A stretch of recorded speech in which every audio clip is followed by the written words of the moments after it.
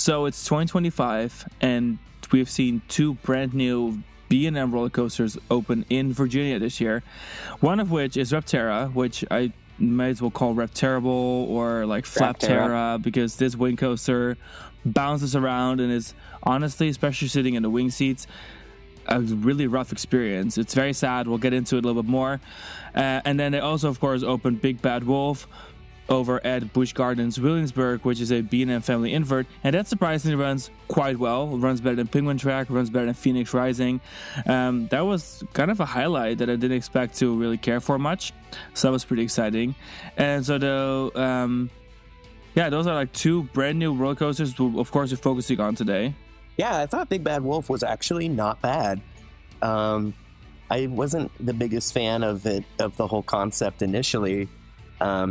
And then once, reviews started coming in for other newer B&Ms, I started to get worried, like, is it going to be terrible? Is it going to run like the B&M family coasters in Central Florida?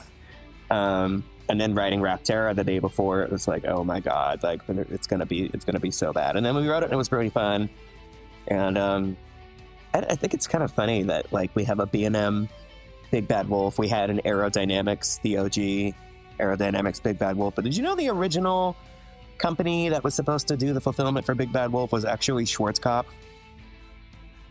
I did know that. Didn't they even pour the footers and then Aero took over the project? That layout was partially dictated by what Schwarzkopf and Busch Gardens had already developed. And there was just the huge fulfillment issues with the test. I guess they built the trains. They did a little test track. Like there's some brochures you can find on the internet, Schwarzkopf brochures that have this 2-vehicle like space shuttle looking train, I guess. And the space shuttle cars held like 10 or 12 people, and they looked vaguely like the looping coaster trains from like a Revolution or Silver Bullet at Frontier City. But yeah, there was issues. I think it was like related to stress fractures and stuff. There was just everybody was trying to do a suspended coaster at the same time, and like a lot of people were having issues, but they got it sorted out eventually.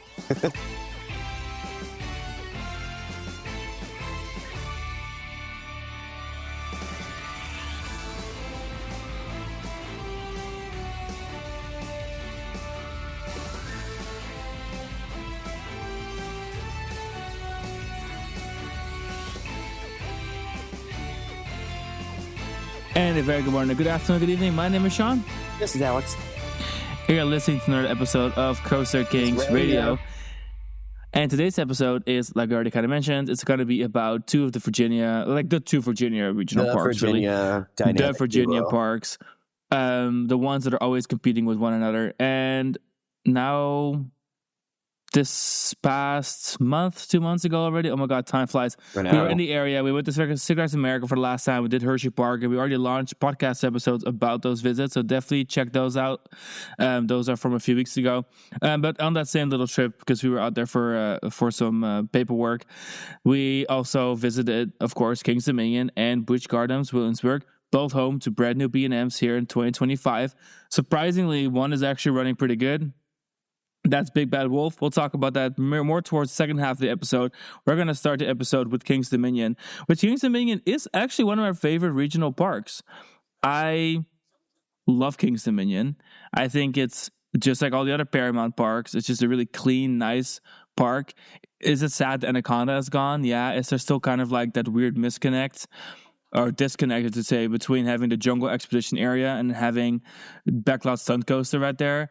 I mean, at this point, just rethemed Backlot Stunt Coaster to something jungly, like a Jeep ride through the jungle. I feel like that's super easy to do. Wouldn't it be easy to do? Totally. Anyway, that's like something that's kind of like top of my head.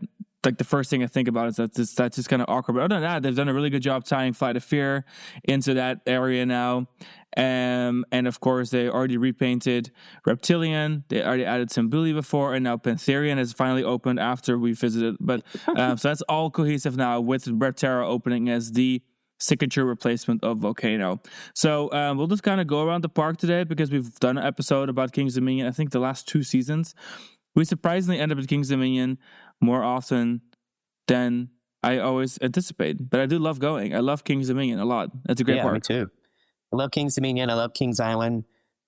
I don't think either park has built like a major coaster that we're particularly passionate about in a while.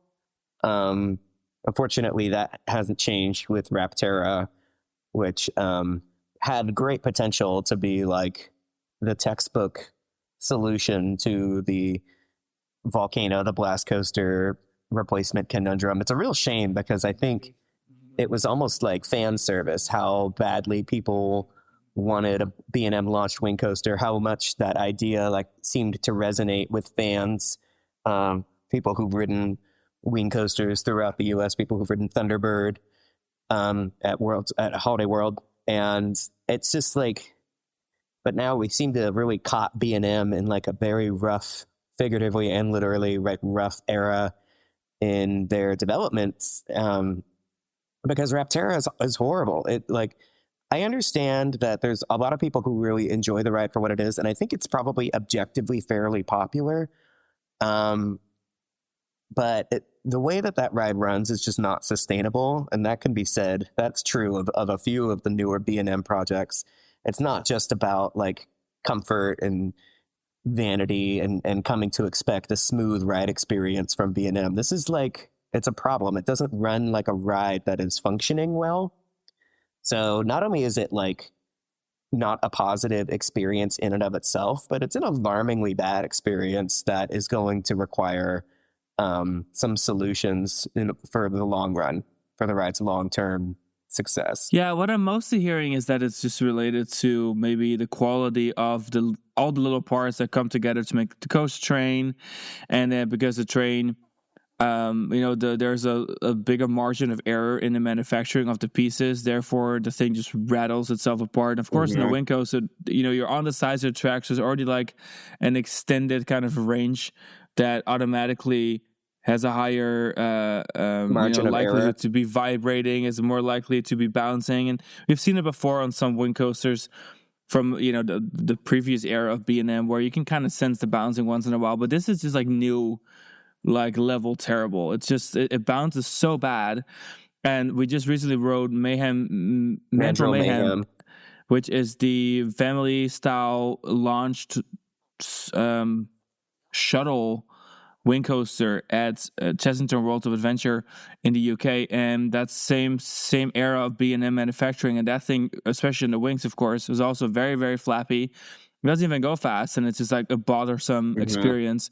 And what's so sad about Rapterra is that, and I think I put this already on Facebook on a post of maybe a few weeks ago, is that I'm a really, really big wing coaster fan, and I'm pretty sure most listeners that have listened to this podcast for a while know that I am like the biggest wing coaster fan, right? If you listen to Cedar Point 2 weeks ago, you're going to know that all I care about is wing coasters at this point.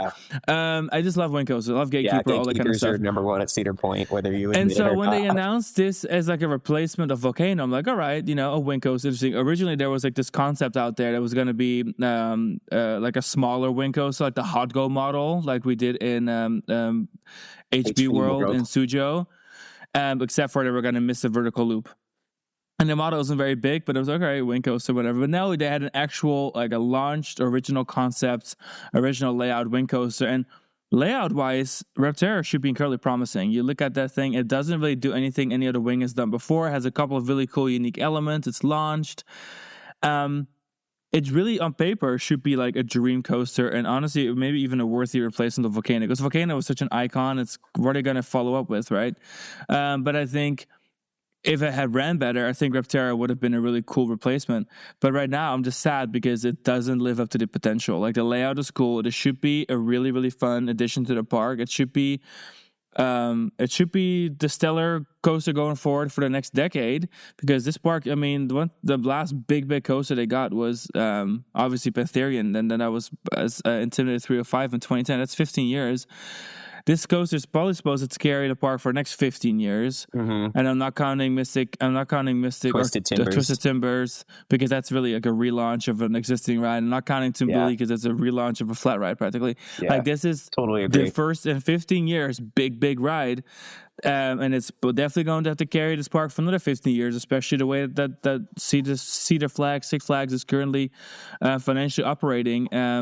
So it's sad to see that that really doesn't come to life. I feel like it's such a shitty experience. It's so sad, because now it's hard to even put it in your top 5, and usually the wings are always like top 3 for me in the park. So if this ride that's kind of sad. Like Thunderbird at Holiday World, it would be like our second or third favorite in the park, like 100%. If not my favorite, it could have easily been my favorite. And of course, Pantherian is hard to beat. It just would have been still, an like, obvious it had the top potential, 3 you know, with Dominator. Like, if it ran the way that it should, the way that every other B&M wing coaster in the country runs, it would just, like, I wouldn't even question it. I would just assume that it would be our favorite, because it has all of the ingredients. I appreciate like the theming and the landscaping they put into it, and the original Smurf Mountain station that was also used for Volcano, is then also used as an entrance and an exit shop to Reptera. Like, everything is kind of there. It's just that it runs so poorly that the whole ride is just like a blur, almost like a headache.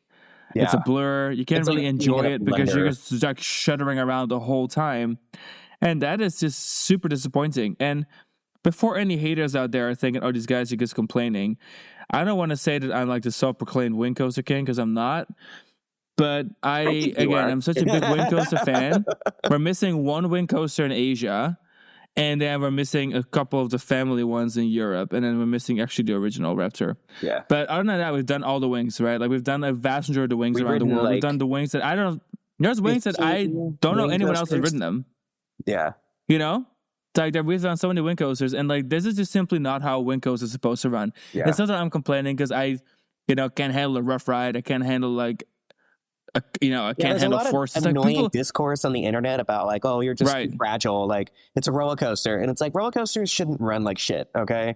Yeah, like, a lot of people were commenting on our videos and posts so far about Reptera that we're just complaining, and that we don't know what we're talking about, and that we're just kind of like weak for not being able to handle like a rough ride, or it's not even that rough. But I'm like, guys, like, again, at the end of the day, I've been on so many wing coasters. I can very clearly tell this is not how a wing coaster is supposed to run. It doesn't run well. It ruins the ride experience. The layout could have been phenomenal, but instead I'm just like in pain, and the whole ride's a blur, and that's a complete waste of this concept. And it's an outlier. It is not like the whole product line runs like that. You go on Swarm, which is one of the originals. We just rode it a few months ago in the UK. Yeah. That thing is glass smooth, not a single bounce on the wing seat. Yeah, Swarm is perfect. By the time at the end of launch, you're already like vibrated so much you get a headache. Like, it's just not the same. The quality is not the same. 5 times. It's like one Still of our runs like a favorite dream. rides at Sierra Point. That's already 11 years old. So it's clearly like a new B&M issue. So I'm hoping that it is maybe something that they can fix by just like getting higher quality parts in and fixing the trains up. Because then, like we'll talk about later, the other new B&M for 2025, Big Bad Wolf, that was running actually quite smooth. Of course, it's not as forceful, and it doesn't have the wing element, which the wing element, again, like kind of exemplifies any sort of inconsistencies in manufacturing. But there's hope. Like, there's hope, because there's not a new B&M coaster out there that's not absolute trash when it comes to how it runs. Nemesis Reborn, I think, runs reasonably well. It runs it's not great, but really it runs fast, decently well. Yeah. And it's like, it's such an intense ride that it runs faster than I remember when I rode it in 2015. I remember really liking it.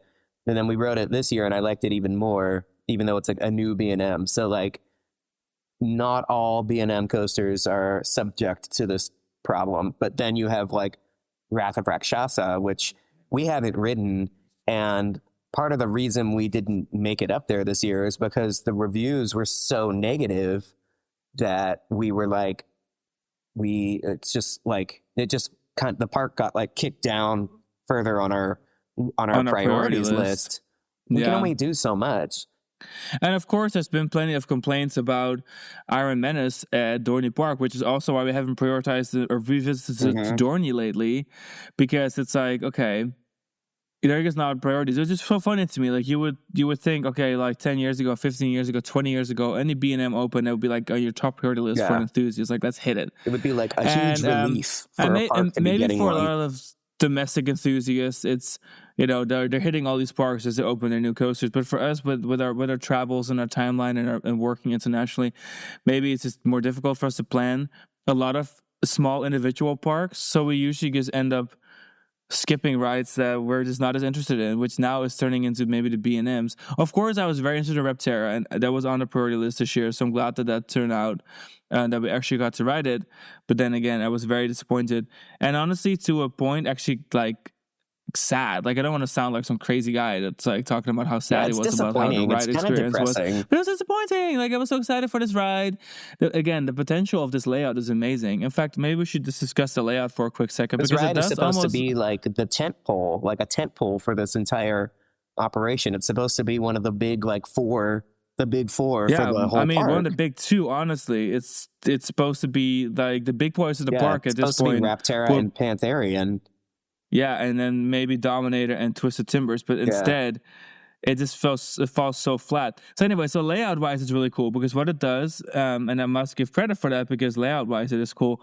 The layout is actually quite different from, I think, anything we've seen so far. First of all, it's a launch, so it's only the second full circuit launcher. Second full, and then, like, there's also, of course, the shuttle launcher, but if you're really going to talk big scale, only the two US ones, which is Thunderbird and Holiday World, and then Repterra are, like, launched short vehicle wind coasters. And so the launch, it's pretty punchy, just like the Holiday World one. It's pretty punchy. Then you have a giant top hat, like an overbanked top hat. And I think that's a really fun element because if you're on the outside, you really swing around it, and on the inside, you kind of get like the hanging, enjoy the view, which there's not been this element before on the wind coaster. In fact, it almost looks a little unnatural. You're like, how is that train going to navigate through it? So I enjoy, again, everything I'm going to talk about here is I objectively enjoy the layout. It just doesn't run well, right? So then you have a dive loop, which is great. I think dive loops on wind coasters are awesome. Like you swing up and then you stare right down. I mean, it's awesome. Every seat is a floorless seat. You get the idea. Then you have like an S-turn kind of airtime hill. Very clever, pretty forceful, decent airtime. Then you swing into like almost like a half helix in the opposite direction. That becomes like a wave turn. Again, I don't think we've seen a wave turn on a wind coaster before, so that's kind of fun. Into a corkscrew type element, a sharp airtime hill, and then like a 0G roll kind of roll. They call it the Repterra roll or like the Raptor roll. Which is, of course, every coaster has to have a signature element. It's really just like a big elongated, lower 0G roll, if you would agree with that, like a big barrel roll. And then a turn into the brake run. So all things considered, the layout is pretty good to me. I mean, it's not like the traditional wind coasters all have either the half loop drop and then they have a big 0G roll, maybe a big airtime hill. Like everything is a little bit more formulaic. And even though they have gotten really good with this product line, that almost every single one of these coasters is quite different, this one still feels to me like one of the more creative layouts. It just feels very different in its approach. So again, the potential is there, and maybe there's a fix, and then I would love Repterra forever. Yeah, fingers crossed. I keep thinking about the Six Flags Over Texas project, which, like, I want so badly to be excited for that, and I want so badly for Six Flags Over Texas to get a new signature coaster, because that is a park that has not seen like a proper e-ticket thrill coaster in a long time. And they only have one B&M, so this would be their second.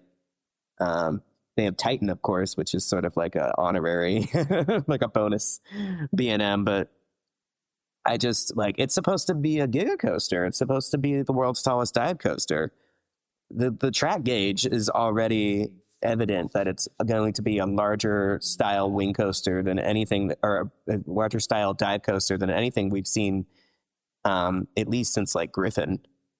But it's like now it's like I can't even be excited about it because I just can't that was how I felt about the 2025 coasters too. By the time Wrath of Rakshasa and Rapterra were announced, we were already like, kind of like okay, like how are they going to turn out? Like, have they corrected course since like Iron Menace and Dr. Diabolical, or like are they going to run like shit? And so I'm already kind of wondering. And and Penguin Trek was such a disappointment when it came to the way it tracks.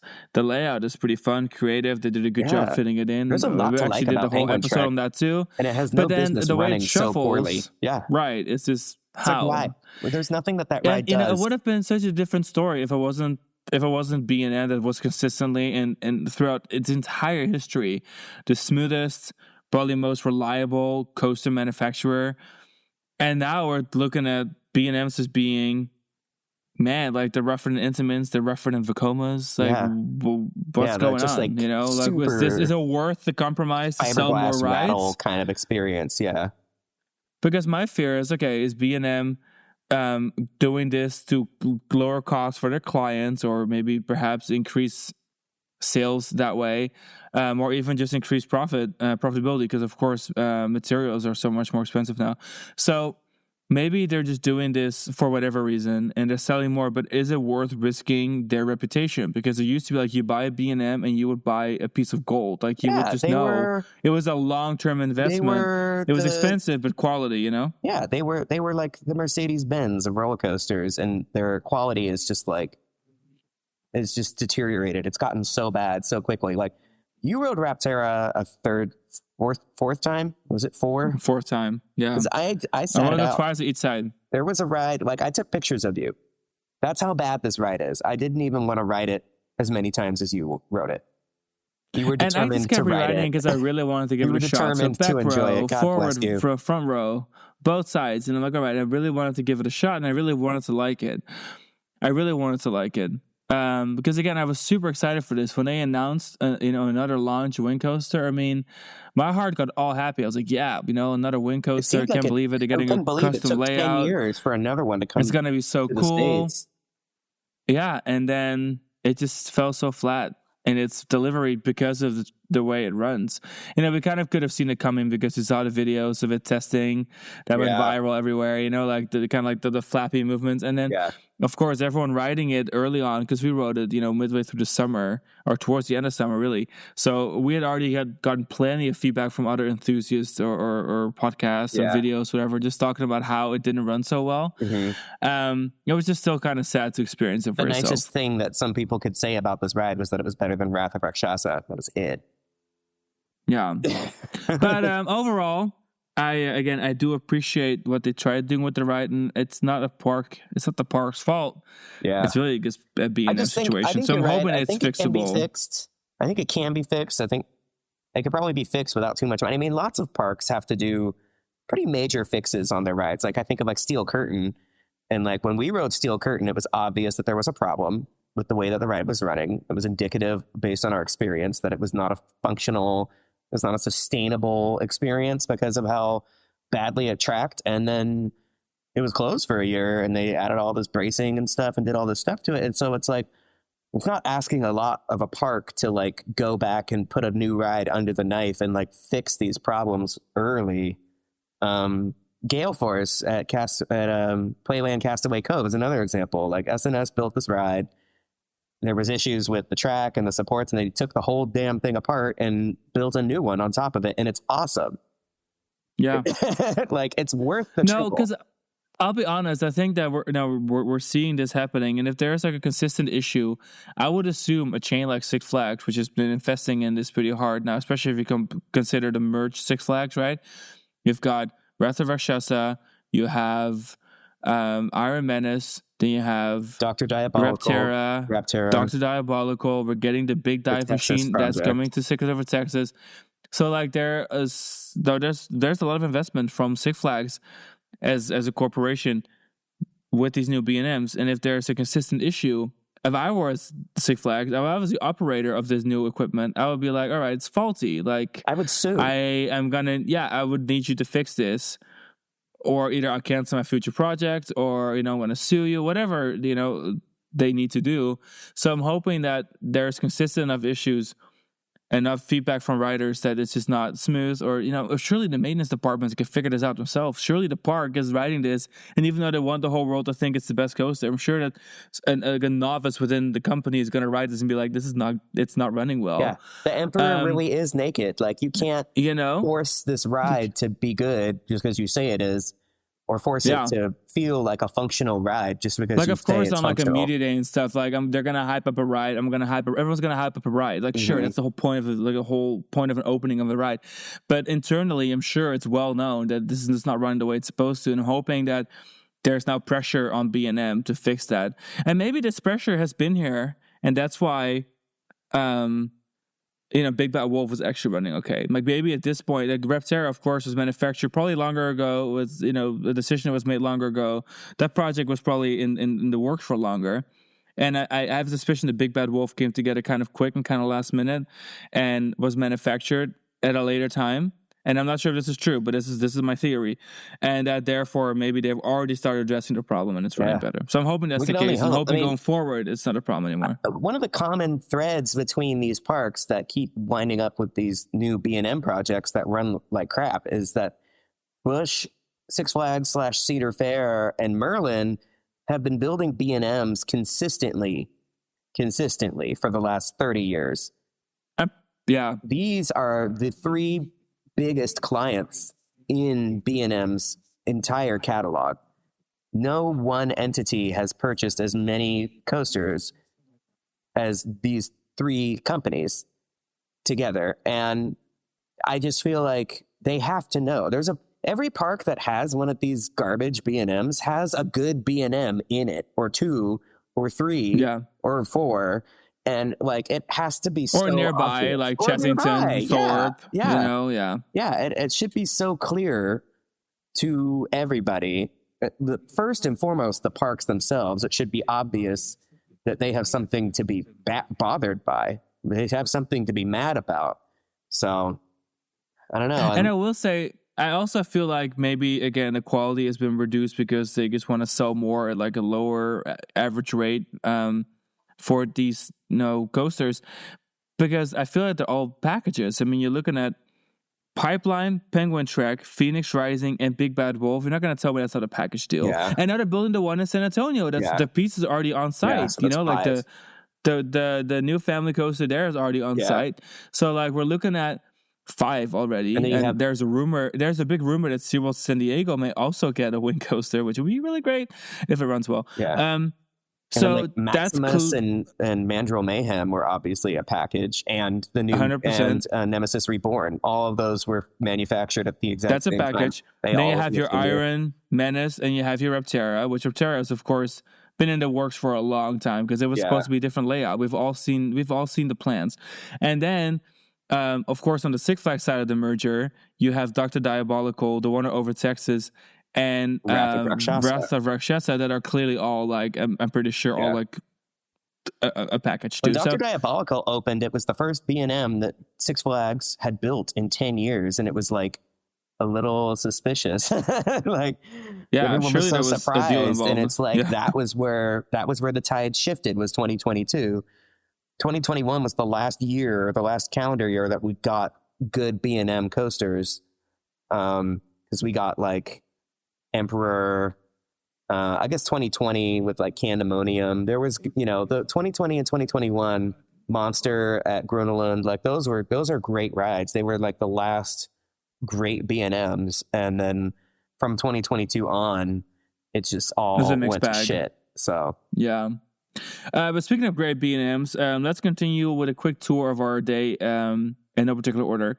At King's Dominion. And a good B&M there is Dominator. Dominator, the relocated B&M looper that's been around since 2000. Yeah, she is 25 this year. So 25 years old. She's been relocated, and she runs like an absolute dream. Oh my God, this is the B&M era that we love. I don't think it may be my favorite Florida coaster. I mean, every single time I ride Dominator, I'm like the biggest fanboy. It's up there. I just think it's awesome. With the big speed turn.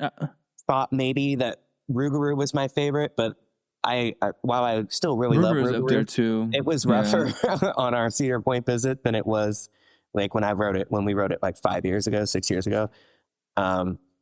So I would if I had to really choose one or the other, I would pick Ruger. And I also love Medusa Kings at Sega Discovery Kingdom, though. Yeah. Medusa, I mean, there's great good floorless coasters out there. It's really hard. It's definitely a tight race with the floorless coasters, especially from the beginning of the product line there, 99, 2000, 2001. They were just pumping out these great rides. So Dominator actually got repainted this year. It looks great. It does.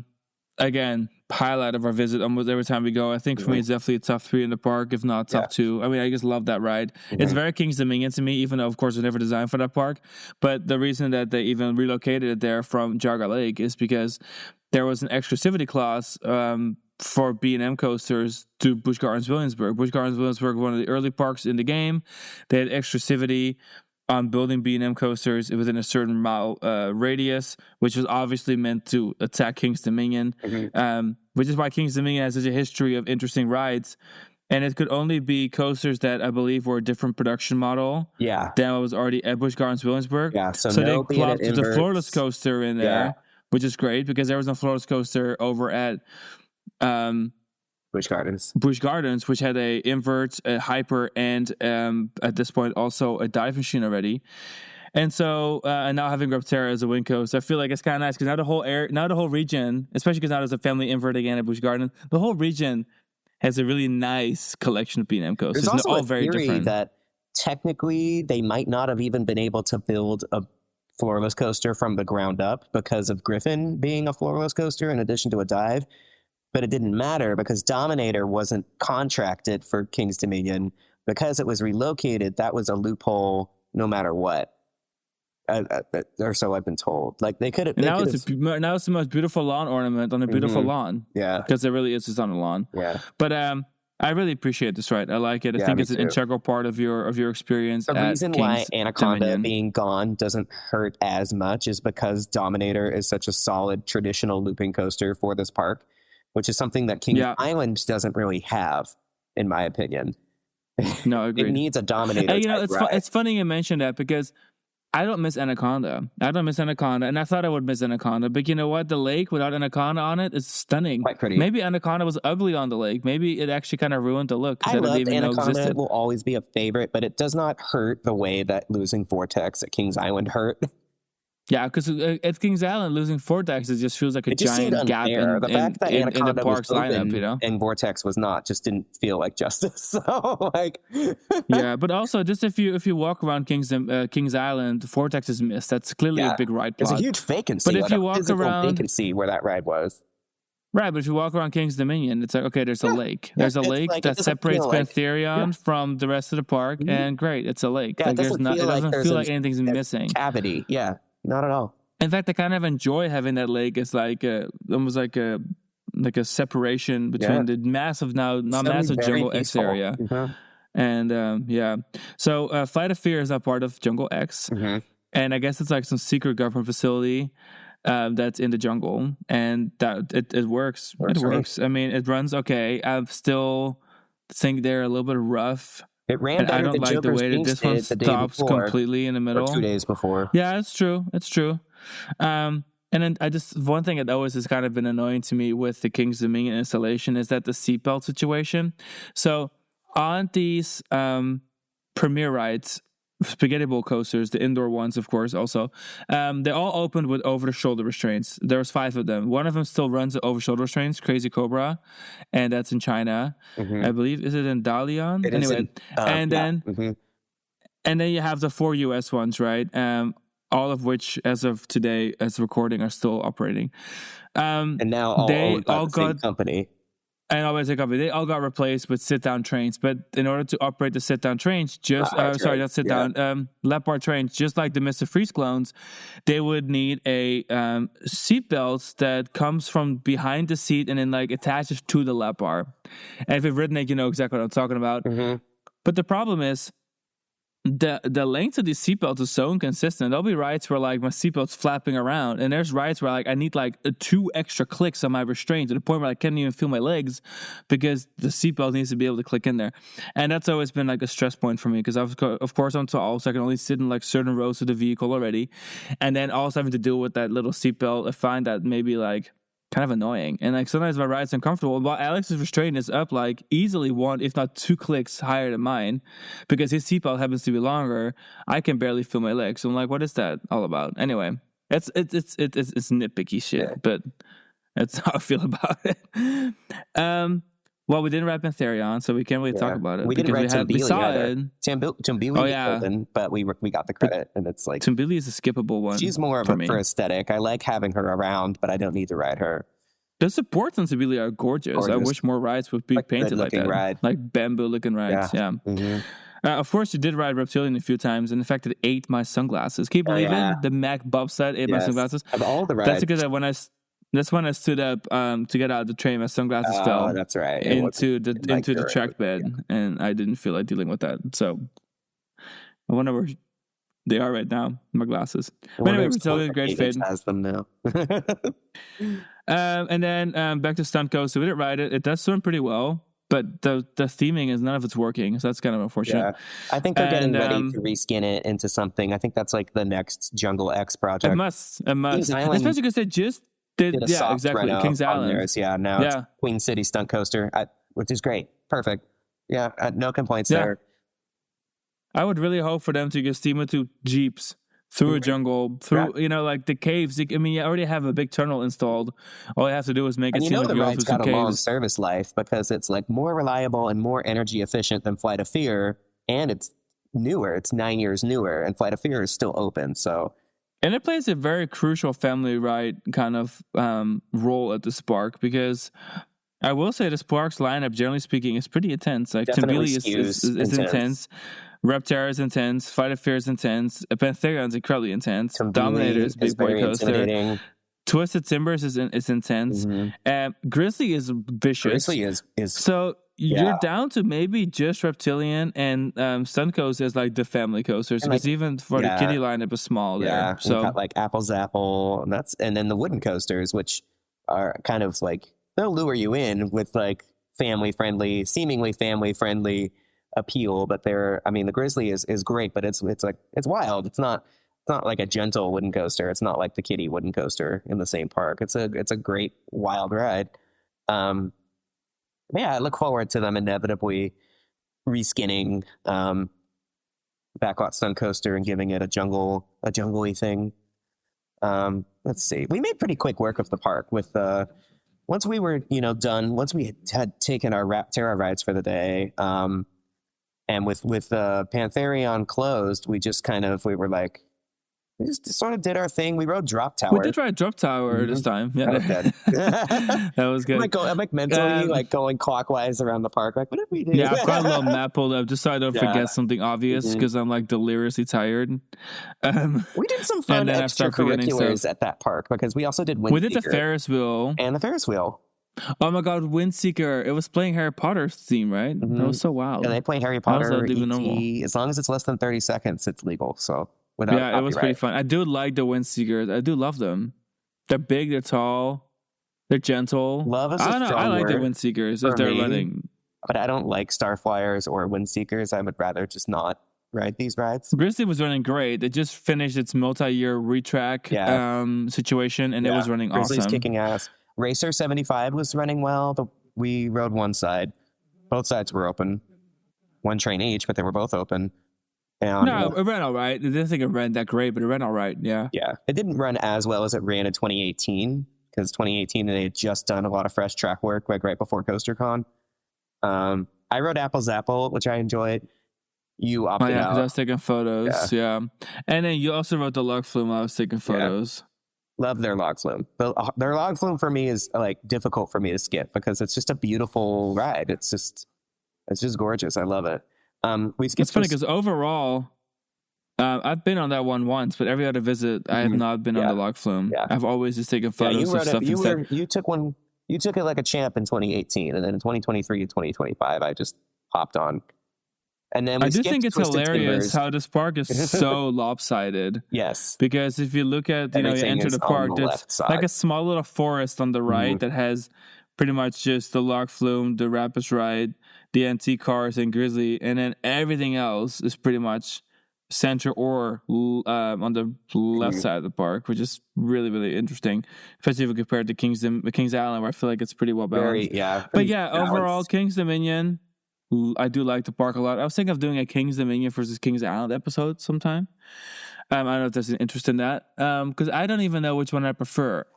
Like on paper, I think I prefer Kings Island, but I think I may prefer Kings Dominion in reality. Yeah, Kings Dominion is so relaxed. We need to go back to Kings Island. It's never busy because it's been so Kings long. Island's always busy, always balls to the walls. It feels almost a little bit more like a corporate park in that sense. Like you show up in the parking lot, it hugs the entrance. Yeah, like a Vertigo hovers over the parking lot. It just feels very.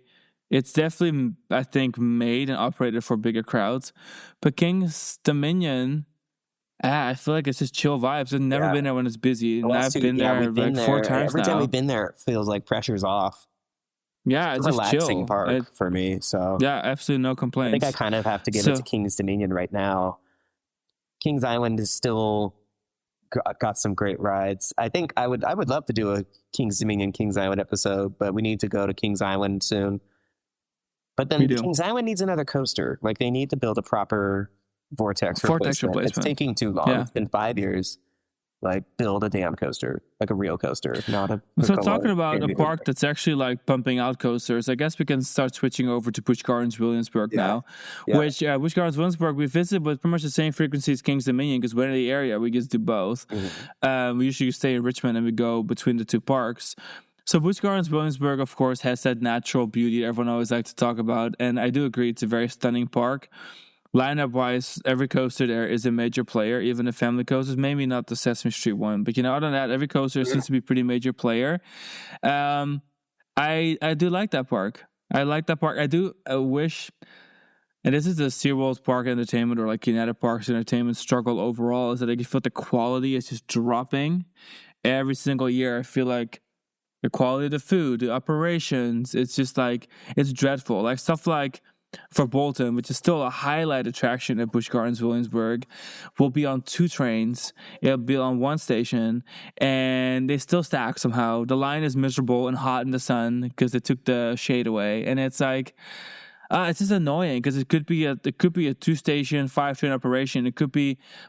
Because the park's attendance it just still feels like it's busy. There's still people riding stuff. There's still lines for stuff. Yeah.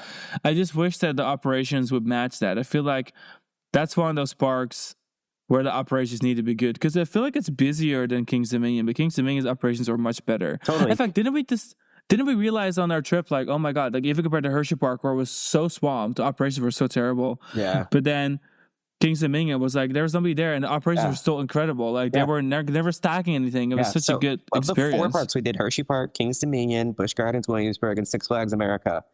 And the second place behind Kings Dominion for best operations was Six Flags America.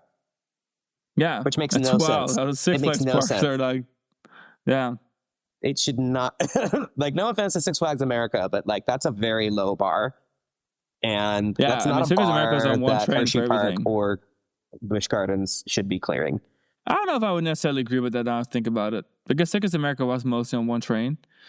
But for a park that's about to close on death row, I mean, I would say it was probably, for me, like operationally, it was probably Kings Dominion, followed by Busch Gardens, followed by Hershey Park, followed by Six America. The only issue with Busch Gardens Williamsburg is that it's like, the park is big, but it's not that big, but it's big, right? But they will be opening rides like a half hour, or like 90 minutes after park open. But then the problem is, okay, you want to go to Big Bad Wolf first. Big Bad Wolf's not open yet. Okay, so they want to go to Alpen Guys. Alpen Guys opens late, and so does Invader. So it's like one of those things where it's like, okay, so now you cannot ride those things. So Bolton was down because you tried riding for Bolton first. So now you have this whole back corner. Everything that touches Germany is down. Dark Coaster's closed for the season because of an issue with someone who was able to stand up on it. It reopened, though. Now they all reopened, but. No, it did reopen since our visit. But so it was one of those things where like I felt like I was kind of annoyed that the rides would open with the park because for Bolton is down, Big Bad Wolf was down, you couldn't ride anything. You were like, okay, so you had to go all the way back to Festa Italia just to get on the coaster. If we had rope drop like Pantheon or Hall's Chariot or I guess Griffin, like, but even Griffin, I don't think they open Griffin with the park, do they? Because that's not close later as well either. Yeah, I feel like it's all just like the entrance, like the UK stuff and Ireland and Italy, and then everything else, and like Verbolten, and then everything else opens later. But yeah, I would say one takeaway that I have now, like as of the last couple of weeks, because I've always contested that I prefer Busch Gardens Tampa to Busch Gardens Williamsburg. How do you feel about that? I have always said that in the past. Right now, I feel like Busch Gardens Tampa is not a shape that it used to be in. But I feel like all these parks are kind of losing their soul a little bit. I wasn't very satisfied with my Busch Gardens Williamsburg visit either. Yeah. I was also kind of annoyed with how things were operated there. And like, it just feels like it's sad because this chain, and I think we talked about it in a lot of episodes, especially in our SeaWorld Orlando episode where we like armchair Imagineer the park. Mm-hmm. We've discussed how this really used to be like a leader in amusement parks. Like it was regionally definitely number one for the US, but even in the destination category in Orlando, SeaWorld, before the Harry Potter craze came to Universal, SeaWorld really was like second in command. Behind Disney People don't World. want to think like that, but SeaWorld really was second in command. The whole concept of a SeaWorld park in the 80s, 90s, early 2000s was like hot shit. It was awesome. Like, like these parks were high budget, high quality, and now we're 20 years later, almost 20 years since Mansa was built, and it's just, man, it's just not the same. So I would say all across the board, I feel like that. I feel like that at Tampa and at Williamsburg. I just still feel like Williamsburg is still more polished, though. Yeah. I feel like Tampa is just starting to really show its flaws. Yeah. Tampa. So I think I like Williamsburg better now. I think, as of this year, that's exactly what I was going to say, basically, is that I think as of this year, as of this visit, Busch Gardens Williamsburg has pulled ahead. I haven't been to Busch Gardens Tampa this year. I don't even remember the last time. I think the last time I went to Busch Gardens Tampa was like May of last year. Because you went. It's crazy. I haven't even been to Phoenix go every Rising. week. Yeah, we used to go every week. Since the last time I went to Busch Gardens Tampa, Phoenix Rising opened, and it's a flop because it runs bad. Kumba has been closed for over a year. It's rumored to be opening again soon, but they have had to do a lot of work on that ride. So credit where credit is due. I will say I love Kumba. I think like they sacrificed Kumba. Scorpion to keep Kumba open, and like, yeah, okay, I would do the same. But it sucks that Scorpion is gone. Also, rumors for Busch Gardens Tampa are that it's going to be a water coaster replacing the Scorpion and the log flume. A log flume plot, Stanley which would be kind Falls of nice. Also being announced closing the last couple of weeks. Losing Scorpion and Stanley Falls like back to back is tough. Like that's a tough pill to swallow, especially when you have Busch Gardens Williamsburg, where like they poured millions of dollars into Loch Ness Monster and Le Scoot, their respective, Legacy Looper and Aero Log Flume combo. So those rides are good to go. Those rides aren't going anywhere. Busch Gardens Tampa has had to make some tougher decisions. They chose, the Sky Ride over, maybe some like another, more expensive attraction to maintain. They chose Kumba. They definitely chose Kumba over Scorpion. I really think that's how that went. And then, they're kind of they're experiencing a net loss in rides because they lost a coaster, the Wild Mouse coaster, and the Intamin looping ship for Phoenix Rising. And now we have lost Scorpion and Stanley Falls, and it's rumored to be replaced by one roller coaster. So like Busch Gardens Tampa, not only are they like losing like pretty large pieces of like the legacy Busch Gardens Tampa experience for anybody who has been alive in the last 40 years, but their number of attractions, they're like the number of things to do in that park is going down. Yeah. But, I feel like that's kind of been the theme But there's always hope because SeaWorld Orlando, for example, is a good example. They've been pumping a lot of rides into that. That's true. Without really sacrificing anything. Yeah. In fact, they've been actively replacing rides. SeaWorld Orlando, same thing. SeaWorld San Antonio. Of course, these parks weren't ride parks. The Busch Gardens parks have always been ride parks. But then Tampa also has a way bigger animal aspect. They got the safari, the train, all the animal exhibits. Yeah. That's way less of a thing at Busch Gardens Williamsburg. In fact, during our visit, even the wolves weren't out for the day. It was like the rest day or whatever. So we couldn't even see the wolves. That's kind of besides the Clydesdale. That is one thing. I don't know. Maybe I need to reconsider animal things there. But that is a whole dimension of the Busch Gardens Tampa experience that Williamsburg, like they have animals, but like they've got the sheep under the Skyride station near the entrance of the park. They've got like birds and stuff, and like in the wolves, but it's like a fraction. Like it's not even. It's like Because the problem with Busch Gardens Williamsburg is, and I think that's why I've always put Tampa over it, is because Busch Gardens Williamsburg really, really relies on the roller coasters. Yeah, and it's a beautiful setting, but like it really relies on the roller coasters. And they're a really, really great collection of roller coasters, maybe one of the best collections in the world even. Mm-hmm. Very solid. But that's all there is in that park that anyone really is going to care about. Even the flat rides, right? I have to say, their flat ride, I think Williamsburg is also guilty of the like hemorrhaging rides experience because right, it used to be better when it came to the flat rides. The flat ride collection there used to be pretty solid. They have lost. I mean, they have a history of chucking flat rides in exchange for other rides. Like they had flat rides over where Apollo's Chariot is, and then they replaced it, with coaster. But like they chucked the drop tower, and now it's a sitting area. They have lost 2 of the 3 major rides in Da Vinci's Garden of Inventions, so now it's just the swinging ship. So like I don't know, like it's just definitely, I think, the company wise, aside from like the SeaWorld parks, which are trending up with rides because statistically everything is an upward trend from 0. The Busch Gardens parks themselves are trending down with like their herds are thinning. They're losing some pretty like substantial attractions in the midst of kind of culling their operation to make things more, financially viable as they go forward. So it's kind of an unfortunate era for the Busch Gardens parks. I definitely feel like SeaWorld Orlando feels like a more thriving park experience than either of the Busch Gardens parks right now. For what you basically said, which is that like SeaWorld Orlando, it continues. If they lose a ride, they replace it pretty quickly, and then they've done a nice job of adding new rides where there hadn't been rides, like Icebreaker and Pipeline being great examples. And then like Penguin Trek and Odyssey. What's the name of the flying theater at SeaWorld? Expedition Odyssey. Are like very like respectable replacements for like the rides that they replaced. So I don't know. I think Busch Gardens Williamsburg is wonderful. It could be neck and neck now with whether I like it better than Tampa, but I haven't been to Tampa recently enough to say one way or the other.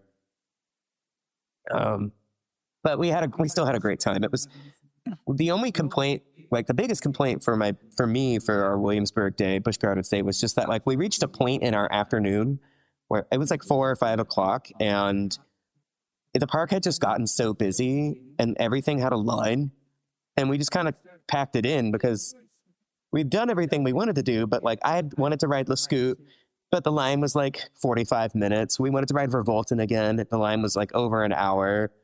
But all this was so avoidable though, because the Verbolten thing really pissed me off, because Verbolten is like that park's Mansa.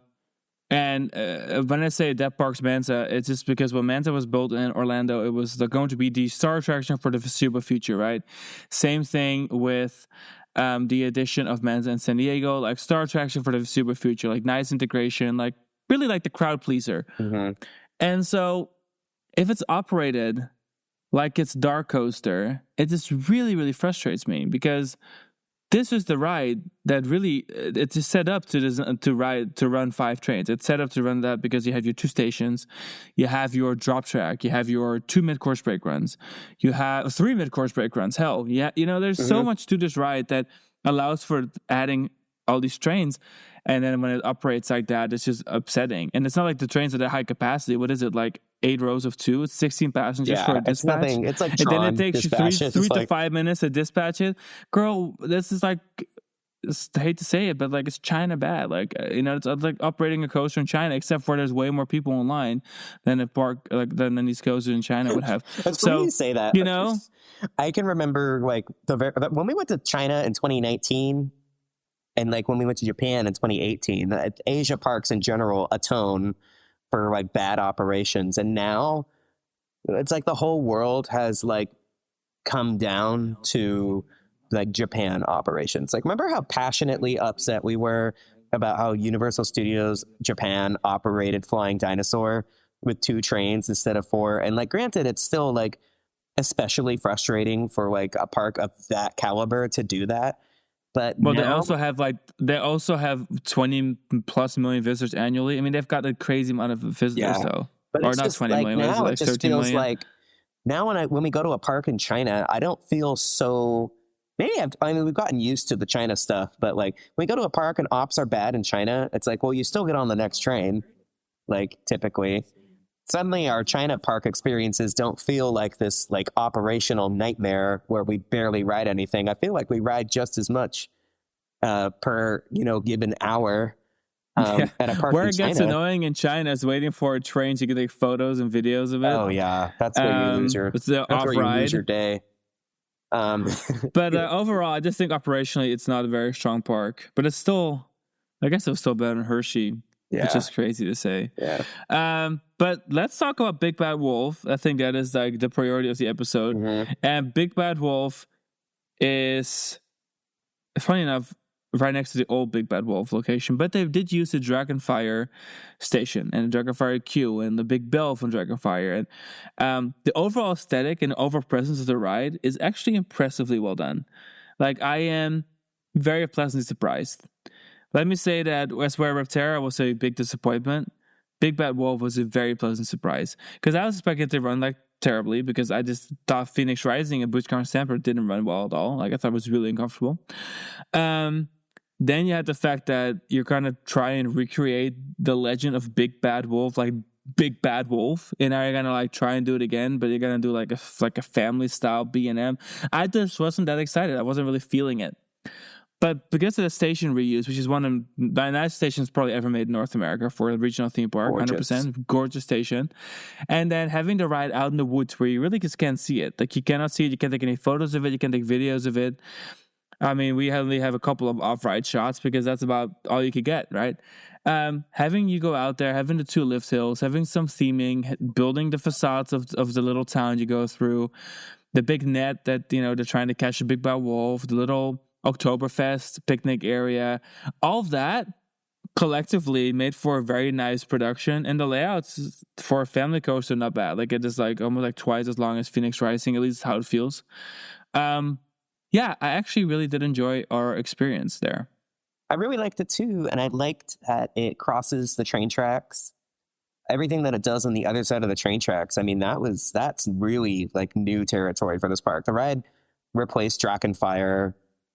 It's like a spiritual and physical successor to both of the major coasters that used to be in that corner of the park. But it's interesting how little of the Dragonfire plot this ride actually occupies. It's really just like the second, like coming off the second drop, and like the little, like there isn't a whole lot. My biggest complaint about this ride is that like there's 2 lift hills, and the first half of the ride is like way more substantial than the second half.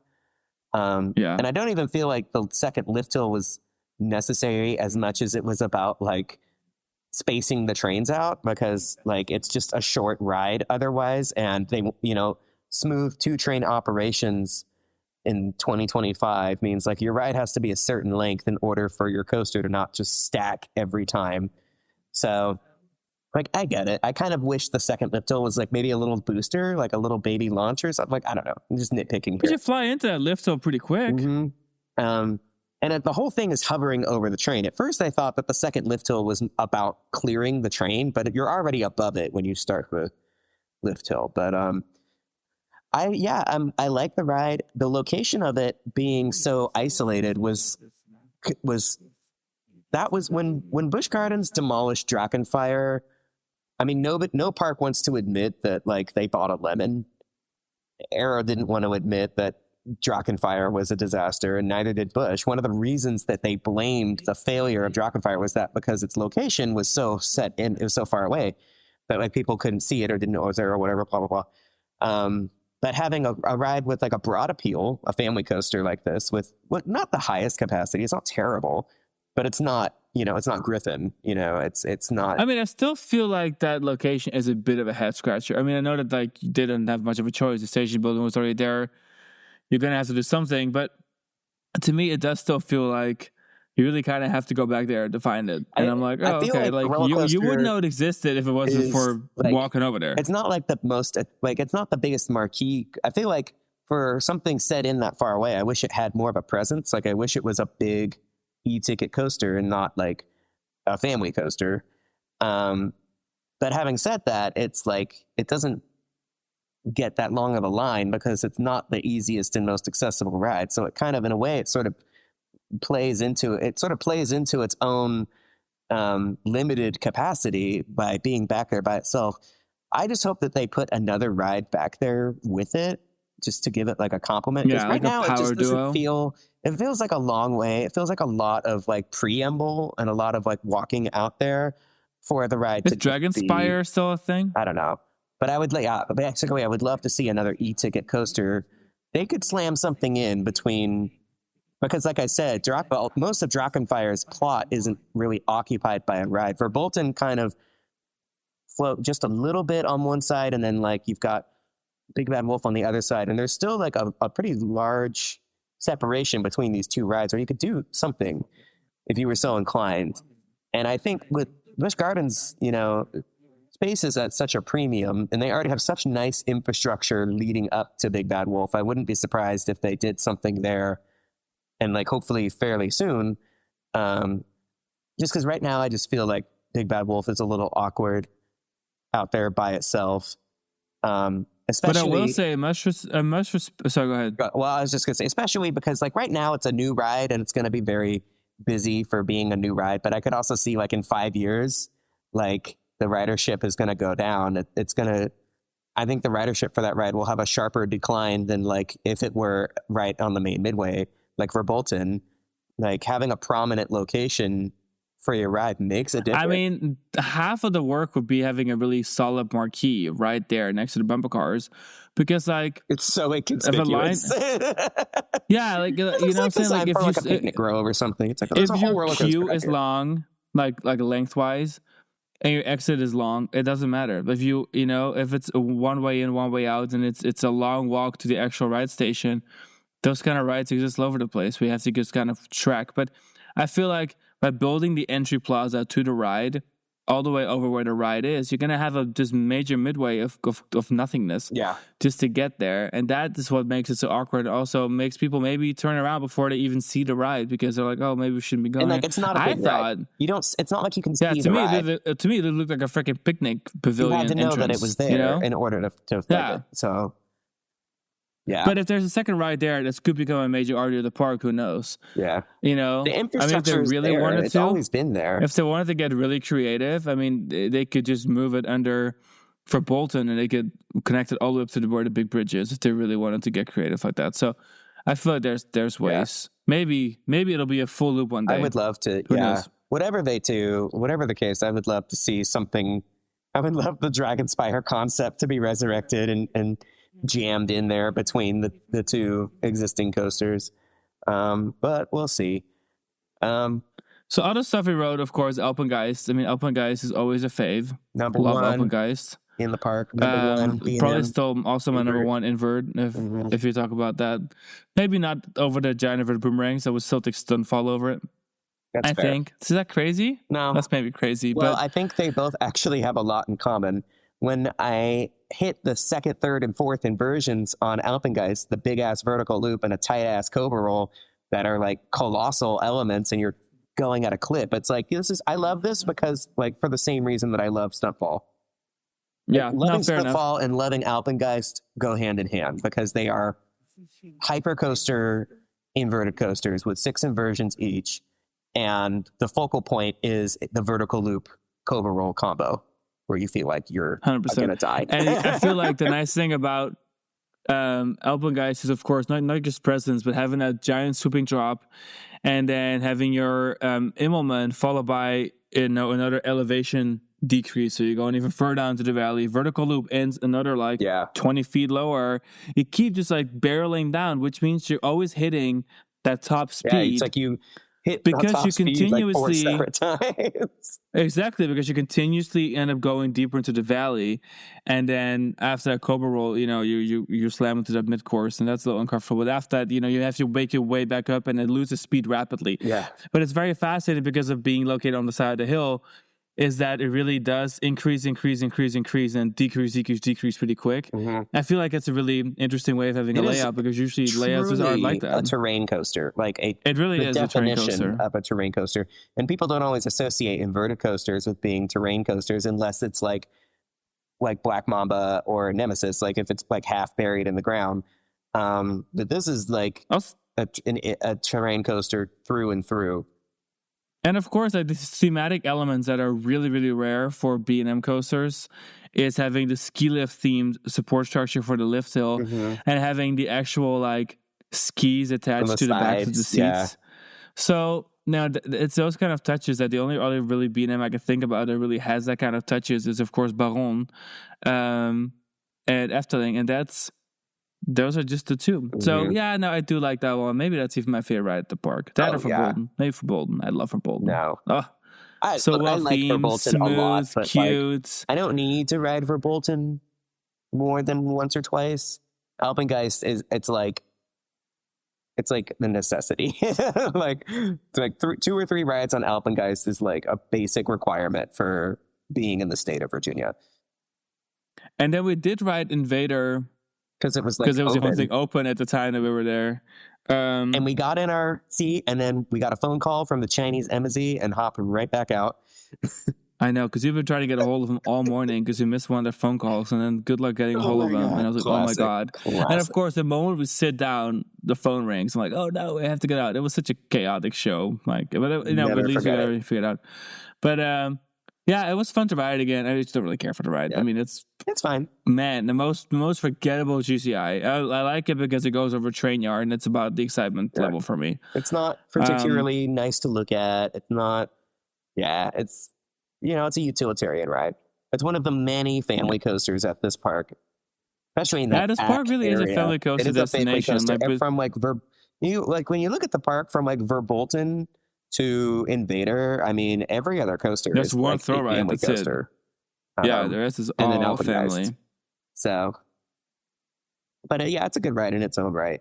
What else did we ride? I mean, we rode Griffin. We gave Griffin its obligatory ride. It's always nice. Loch Ness Monster. It was our first time riding since the relaunch where they retracted. I thought it ran just as rough as ever. Yeah.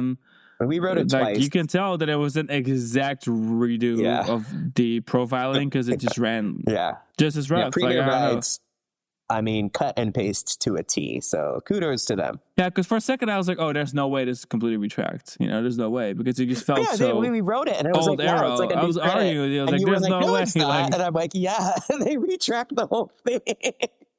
Oh my God, it just didn't feel like that. And then they added that big screen in the tunnel with some light effects. I will say all the audio and stuff on the lift hills, that was all nice touch. All the new theming they added. And the stuff right before the first lift hill is great. So cute. Yeah, very good stuff. I like the whole idea of us going on a boat towards the lake to go whatever. And then obviously Nessie has already destroyed another train/boat. But then they added some thematic elements to the tunnel, the helix, and I liked the idea of it a lot, but it just felt like the screen was already big bad destroyed. It was just ugly, and half of the jumbotron wasn't working anymore. And you go by the same screen 4 times.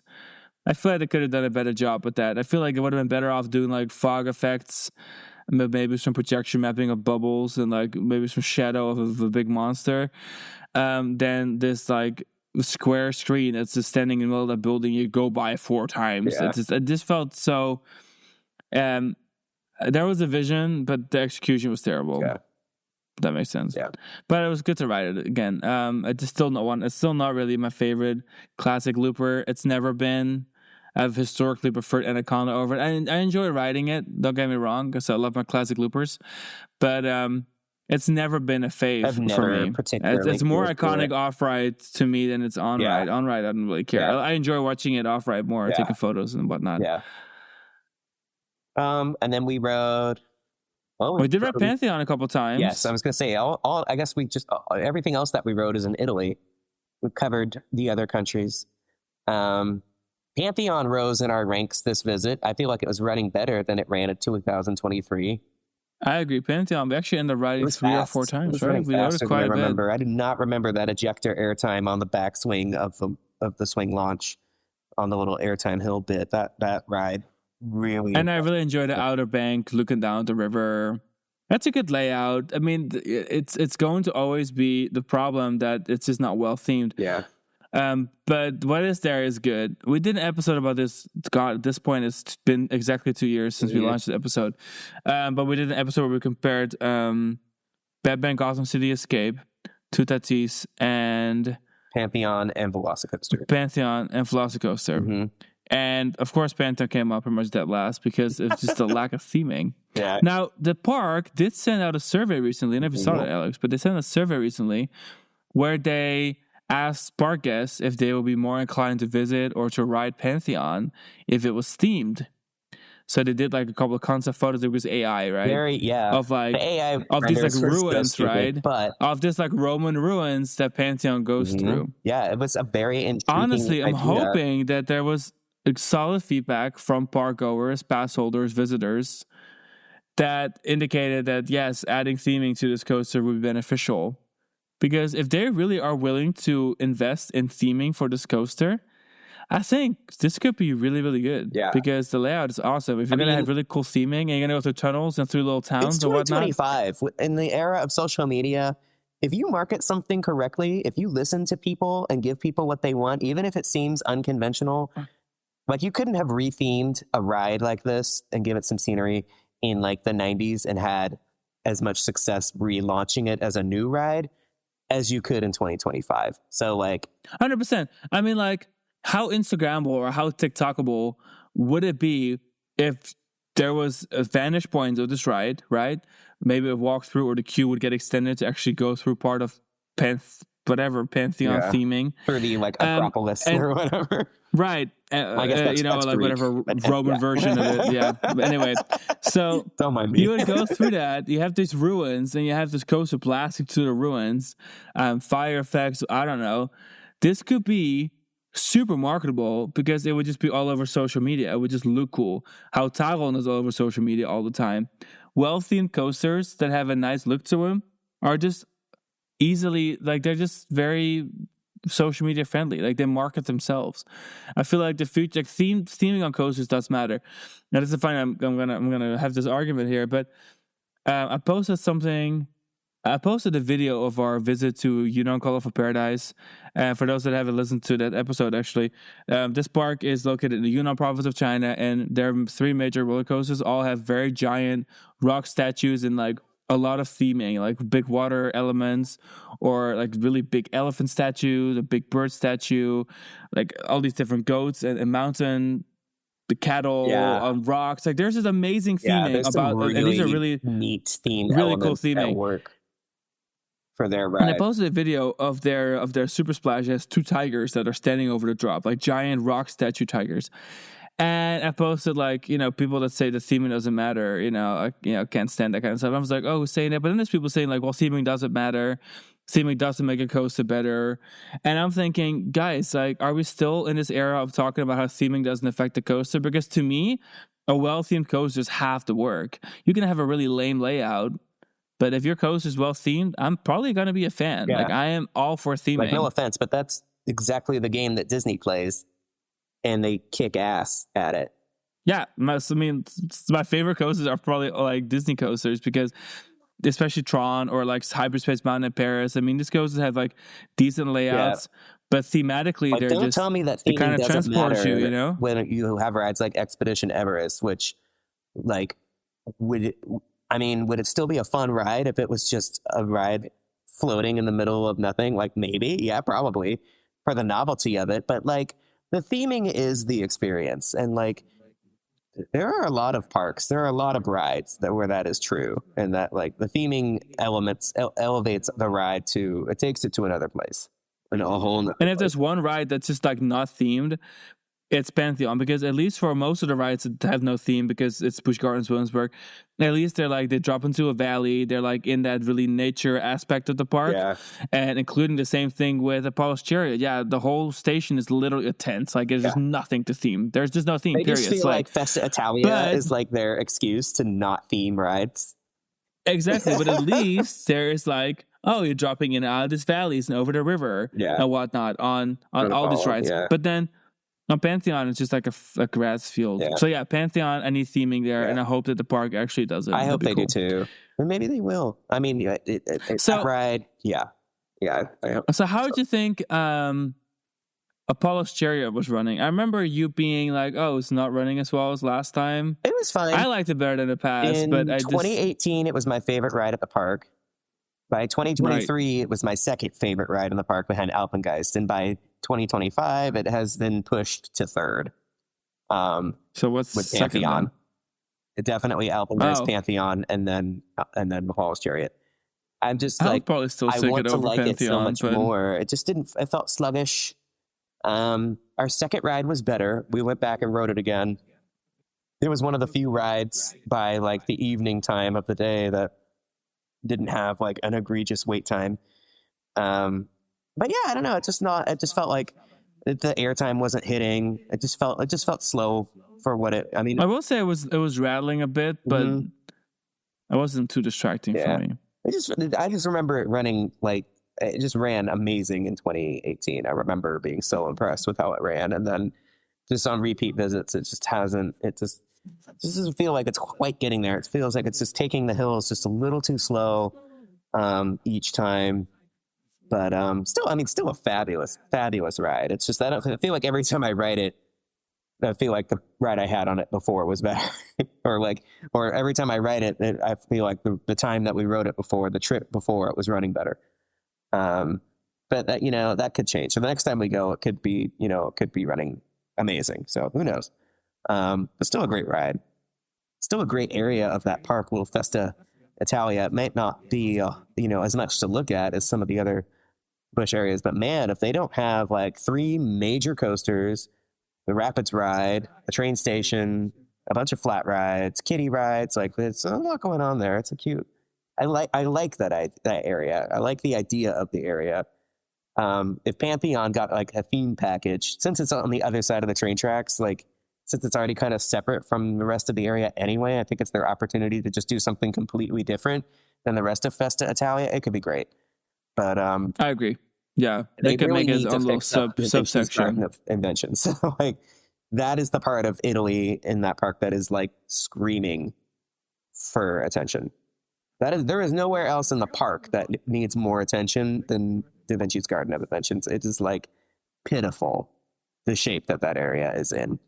So I feel like an easy like Zamperla flat ride package would be all they need. I feel like that formula could apply for almost every park in the US. Like Magic Mountain, if you're listening, please put a little Zamperla flat ride package in there. Yeah.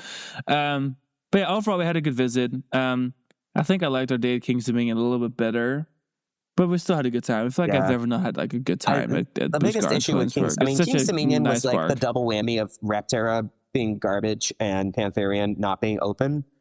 But it also was a very stress-free day where we didn't wait in any lines for anything.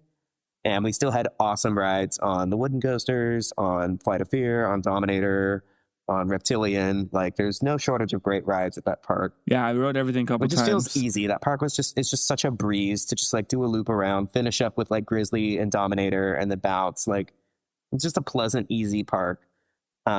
Busch Gardens Williamsburg always feels like such a doozy, and it's really exasperated by some of their operational issues, like staggered opening times, inadequate capacity running, poor dispatches, like all of that. So yeah, but it was a great trip. Yeah. It was a good trip. I think overall we did enjoy our park visits, all the parks, like, and I do enjoy going to their region. While we were up in the DMV was like a great way to take advantage of being up there, and we had a blast. Yeah, and we got a couple of new rides in. We got both new B&Ms. And overall, of course, Big Bad Wolf surprised us pleasantly, and Repterra. I'm just hoping there is a fix because it was just so sad. But overall, it was a good run, and it's kind of nice to put these two parks in one episode because we have talked about these parks in the past before. And if you're looking for some more US content, we also did visit Cedar Point and ride, of course, Silence Curse and Soft Thrill 2 recently. That whole episode is already live as well. And then we're still working on all of our Great Britain podcast episodes. We just launched our episode for Blackpool Pleasure Beach. That was actually our most recent episode. That's the previous one. So definitely make sure you listen to that as well. And now I've got a couple more episodes coming up because we're visiting parks and roller coasters at a quicker rate than we can actually record. So we have a backlog of a bunch of ideas. We've been to some more Chinese parks, like very sporadically. I think I've been to like 3 or 4 Chinese parks just like in the last month, but since I've even been home. Since these parks, like I haven't even been home since we went to these parks. You have been to Happy Valley and that park in Beijing that I forget the name of. Chaoyang Park. And Suzhou Forest the other park. On three separate trips. No. There's a 4th trip. There's also the one in Beijing I went there with you. And it was all different times, all different trips to China. Mm-hmm. Yep. Because I went to that park in Beijing on my own with the motor coaster too. The city park. That's Chaoyang. The launch coaster, I don't know which one we went to. What was our park called again that we went to? I don't even remember it. I mean, my God. It was a really fun park, but it just had a. Oh, was it? Was it? It started with an SH. It was Shijixiang. Yeah, it was Shijixiang Park. But that's what it was. Because it's like Jinchang, but went to 4 different Chinese parks on 4 separate trips. And 3 of them were work layovers, and one of them was on a non-roller coaster trip that we took your mom to China and still wound up at a we're theme supposed park to go to theme park, and of course we ended up at a theme park. But she was worn out. We gave her some rest time at the hotel, and we hit the park for a couple hours, and then went and got dinner. That was a good time. Really good time. So more episodes coming your way. A big backlog of stuff to talk about, but plenty of more content. And so far, of course, make sure you check out all the other episodes we already talked about. And then we'll just catch you guys next week on Letter Coast Kings Radio. Later. Bye. Bye.